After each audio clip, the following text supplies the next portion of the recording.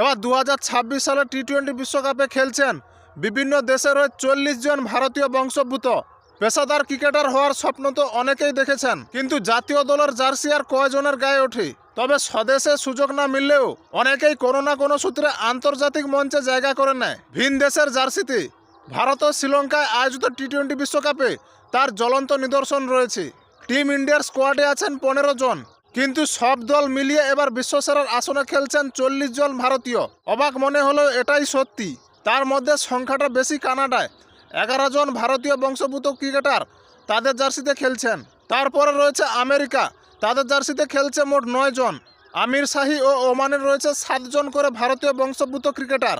এছাড়া নিউজিল্যান্ড শিবিরে 2 জন এবং দক্ষিণ আফ্রিকা, ইতালি এবং নেদারল্যান্ড দলে 1 জন করে ভারতীয় বংশোদ্ভূত খেলোয়াড় আছেন। এদের মধ্যে 3 জন আবার নেতৃত্বও দিচ্ছেন দলকে। তারা হলেন কানাডার অধিনায়ক দিলপ্রীত বাওয়াচ, আমেরিকার অধিনায়ক মোনাঙ্ক প্যাটেল ও ওমানের অধিনায়ক যতীন্দ্র সিং। উল্লেখ্য, এই ক্রিকেটারদের অনেকেই পুরো সময় ক্রিকেট খেলে না। কেউ চাকরি করেন, আবার কেউ ব্যবসা করেন, তবে কেউ স্বপ্ন ছাড়েনি।